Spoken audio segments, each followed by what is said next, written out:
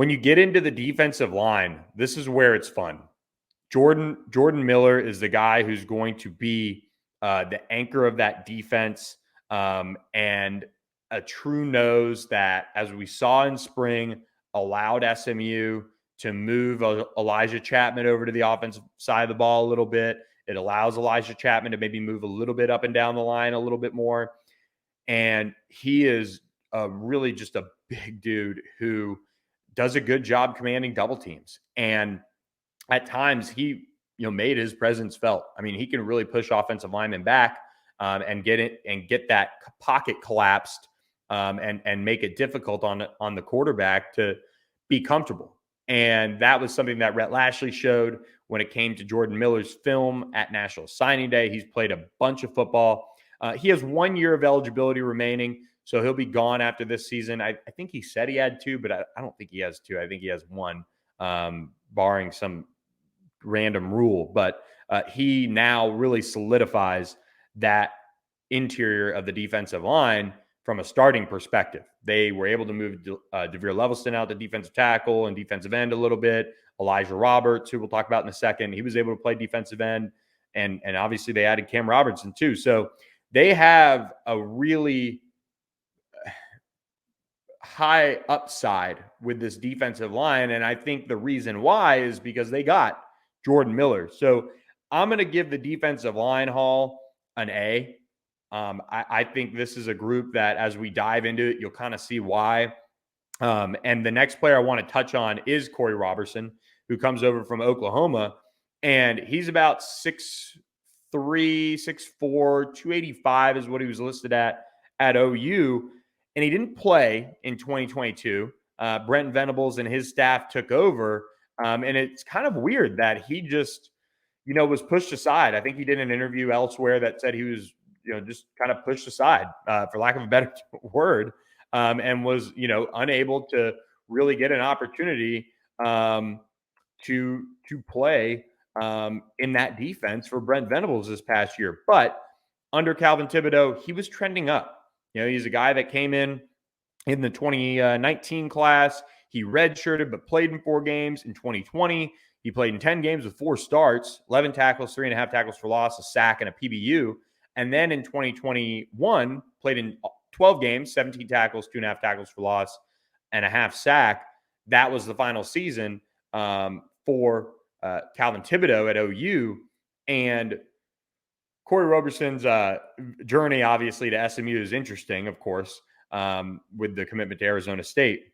But as far as what SMU got there, that is what's important, because you look at this defensive line, and we know the guys like DeVere Levelston, Elijah Chapman, Jordan Miller, as far as the bigger guys. But Stephon Wright was injured a lot of last year, and you just can't count on him yet. But when he's out there, he's very good. But Corey Roberson, Calvin Thibodeau knows what he gets from him as far as a character perspective, as far as a guy that can, play at this level. And I think that's the key here. I see Corey Roberson as a backup defensive lineman who's playing a good bit of snaps. And, the reason why is because you have Mike Sanjo-Njiki, and he is kind of a squatty defensive tackle who could play some snaps, but he's not necessarily the most athletic guy. He's kind of more of a hold the spot of attack, but isn't going to make a difference. Corey Roberson at least has some length. I remember him coming out of Manville High School, and that was something that really stood out. And then that allows guys like Kevin Allen, Day Wimberly, and Braden Flowers, your younger defensive linemen, to kind of develop. And David Abiara is a bigger body who probably is a little bit, he's right in between defensive tackle. He's probably defensive tackle, defensive end for this scheme. And he's somebody that kind of came on in the spring, but you want to see more out of. So Corey Roberson's addition is big in that sense. Now, he went through spring ball with Oklahoma. It's not like he's been sitting around doing nothing.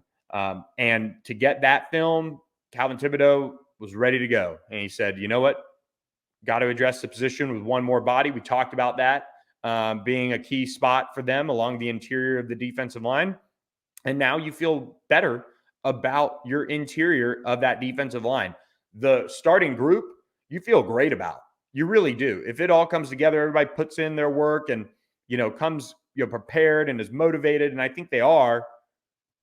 But when you went to the next group, what was that like? And I think Corey Roberson is that final piece to make you feel better about it overall. A guy that when we did the National Signing Day recap with the coaching staff, Kyle Cooper said Elijah Roberts is going to have a chip on his shoulder.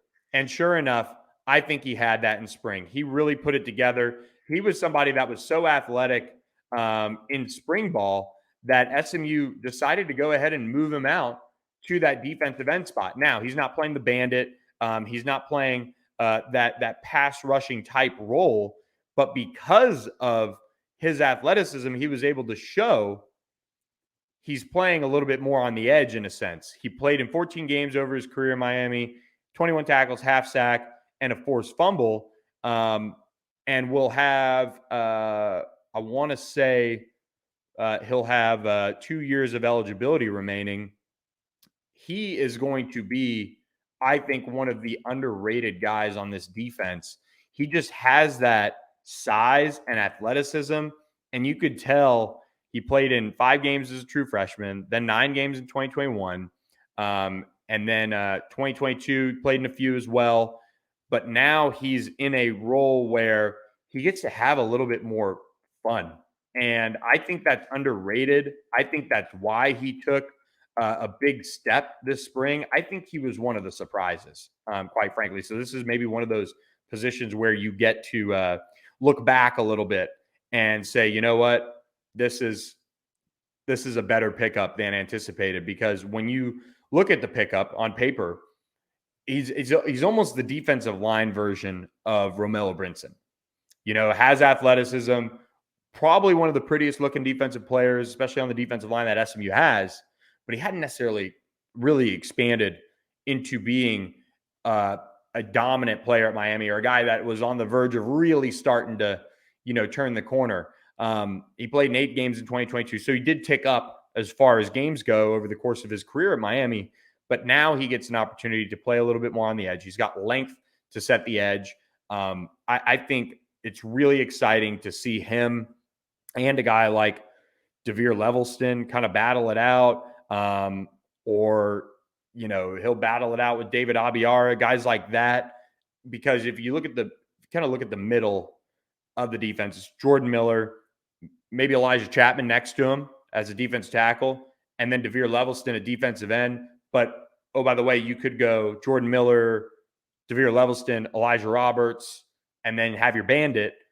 There's options. And that's, I think, so key with what Scott Simons wants to do as a defensive coordinator and what Calvin Thibodeau wants as far as the defensive line rotation.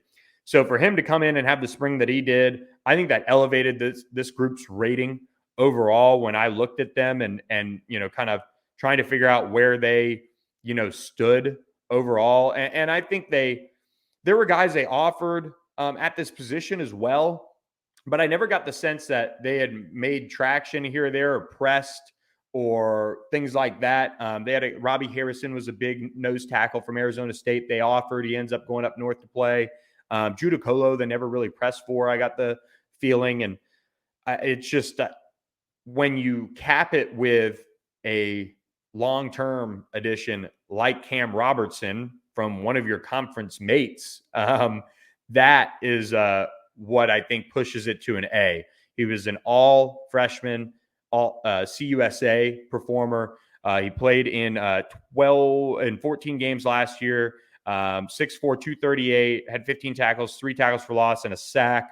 And when we dove into kind of what he was bringing to the table as a transfer, Matt Zenitz, our national college football reporter, asked multiple Power 5 personnel directors and general managers what they thought of him.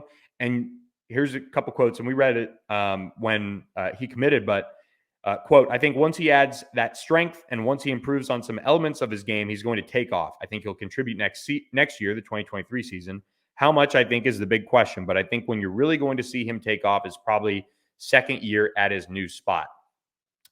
And that is pretty much on the money when you look at what SMU is coming back. if Cam Robertson does end up playing that bandit role, you have Nelson Paul coming back, who's a pass rusher. You have Isaiah Smith, who's promising as a true freshman. He needs to continue to add weight. He's more of a true pass rusher. Cam's got a little bit of size to him. You have Jaden Jones, who's going to come back. He sat out the spring. Jalen Samuels is expected back. And now you add Cam Robertson. When you're looking at adding size to your front, you've got that. You also have somebody who's comfortable playing out on the edge at that bandit role. If he keeps getting bigger, does he end up playing like a strong side defensive end? I don't know. I've kind of floated that here and there as we've talked about Cam's future, but his future is very bright. He's a guy from Plano who really just outperformed, obviously, what a lot of people thought he would do as a true freshman, and he ended up having numerous offers over the course of the months, or I guess the weeks that he was in the transfer portal. He took an official visit to Colorado. He had a lot of suitors, after him. And so I think he's kind of that final piece.